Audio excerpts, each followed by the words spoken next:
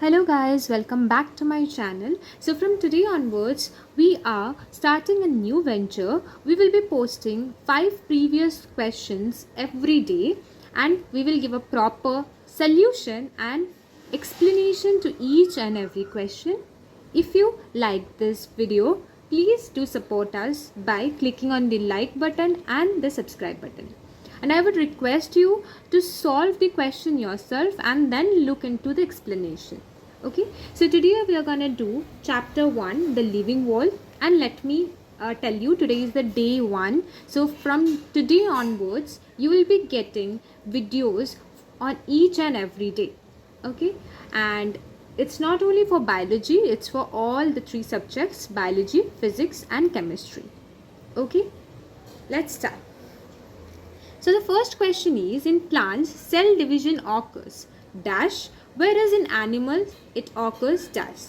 You need to choose any one option from all this 4, that only up to certain age, or in animals it's continuous, in plants it's continuous, and in animals it's up to certain age, continuously in both of them, or only up to a certain age for both of them. Okay, you can pause the video right here, write the answer in the comment section, or you can just think in your mind and then proceed. Okay, so let me explain. The answer will be a multicellular organism. See, a multicellular organism increases through cell division. We know it very well, but we know one more thing also, that animals can grow up to a certain height or up to a certain length. It stops after a certain age.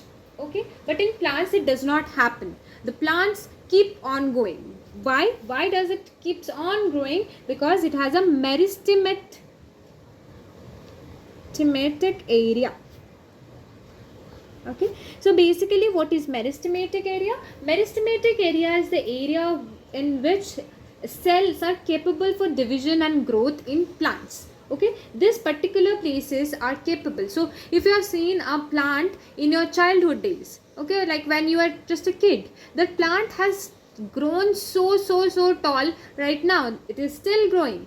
Okay, so plants grow continuously through cell division. It grows continuously, but in animals it grows up to a certain region. Okay, so the answer will be continuously, and only for animals it's only up to a certain age. Hope I made it clear. If any doubt in any point, just comment down below. Okay, so let's move on to the next question. So the next question is rhizopus, trypanosoma, euplectella and lycopodium. Okay, so pause the video right here, try to solve it yourself and then return back to the video. Okay, so we know that rhizopus is the bread mold. It's true, like whenever if you keep a bread for few days, it gets molded. Molded means some kind of black color layer is formed. Okay, it's because of the black colored mold. Okay, this is of this rhizopus. Okay, now trypanosoma is also known as the protozoan protist. Okay, trypanosoma is the protozoan protist. Okay, so it is also correct. Okay, it also causes a sleeping sickness. Okay, disease is like sleeping sickness. Okay, but euplectella is the incorrect one. Why incorrect one? It is actually the Venus flower basket. Okay, it belongs to phylum Porifera. Okay, so sponges, not Cnidaria. Okay, it belongs to phylum Porifera. Okay, it is found in deep sea water. Its skeleton is given at a costly marriage gift. Like it's a ritual in Japan where its skeleton is given as a marriage gift. Okay, like it is taken as a symbol of union, like between a husband and wife. Okay, it is a very expensive gift in Japan. They have a ritual. Okay, and this is the dicotyledonous plant. Okay, I hope you got the answer. Okay, I hope you got the answer correct. Okay, now let's move on to the next question. Third question is, first step in taxonomy is. I haven't given any option. So the option comes like whether it is identification of the organism or finding the correct name and everything. I haven't written any options because I want you to write each and everything, know each and every step. Okay. So you can pause the video right here and can guess the answer, the first step, and also try to recall all the steps involved in a taxonomy, because it will be a revision kind of for you. Now let me write it. Okay, the first step is identification of the organism. First we need to identify the organism, then only we can give any name to them. Okay, so it is identification of the organism, like which phylum it is, what kind of organism it is. We need to first understand it, identify it. Okay, now the second step is finding correct name and place of an organism according to some approved system. Okay, we can't give them any name of our choice like Chintu Mintu. We can't give that kind of name. We need to give a specific name so that it is like, it is going to be a scientific name, it is going to be a worldwide name. So we need to give a name approved by some laws, some rules rather to say. Okay, identification, then finding the correct name and place of an organism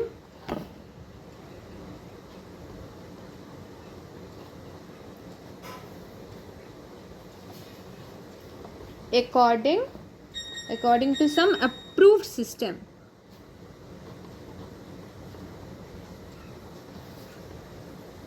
Okay, now let's go to the third step. The third step is what? The third step is like there is some taxonomic aid. Okay, like monographs, catalogs, manuals, keys. So there are various taxonomic aid which are used in identification of organisms, and then identification is followed by the nomenclature and classification of the organism. So next is nomenclature, like proper naming with the genus and everything. So nomenclature and classification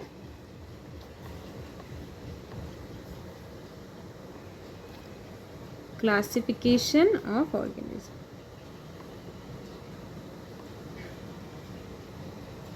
Okay, now let's head on to the next question. The fourth question is, two organisms are present in same class but not in same family.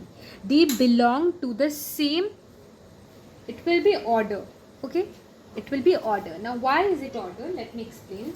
So if you know the how the correct sequence of taxonomic character.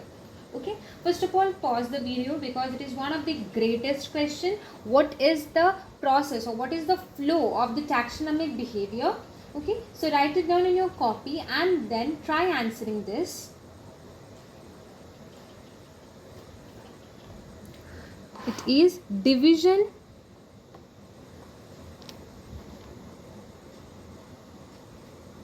class, order, family,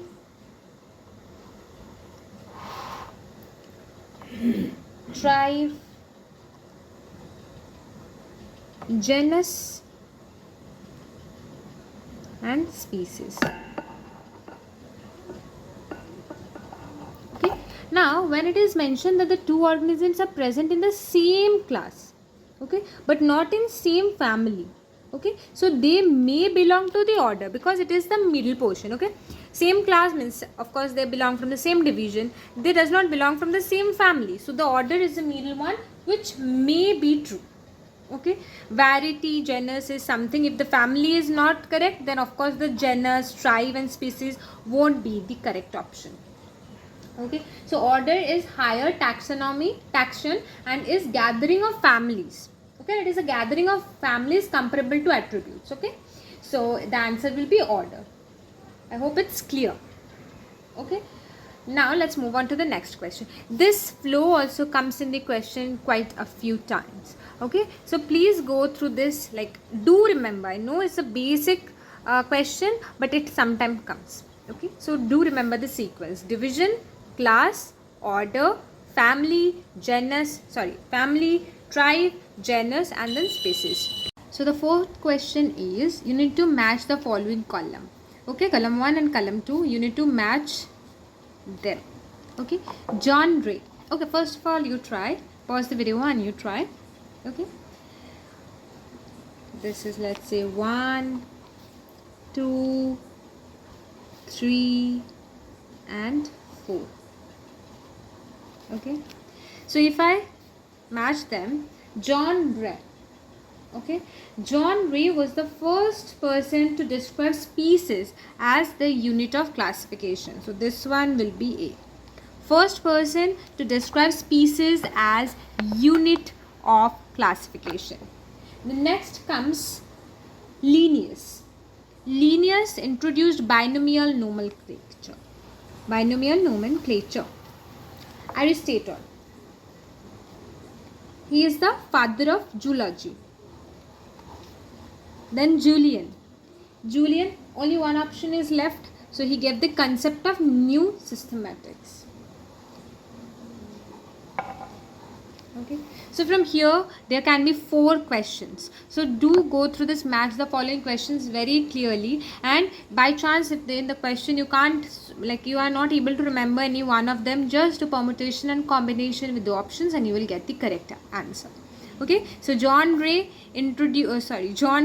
first described species as a unit of classification. Linnaeus introduced the binomial nomenclature. Aristotle was the father, is the father of zoology, and Julian gave the concept of new systematics.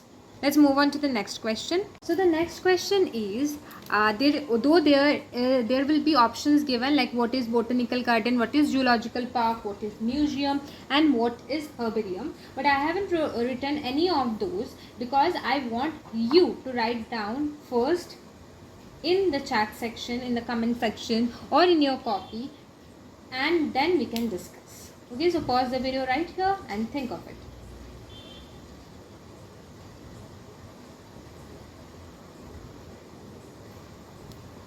Okay, so the botanical garden stores living plants, zoological park stores living wild animals, museum stores or preserve plant and animal specimens, like dead plant and animals, herbarium preserve only plant specimens.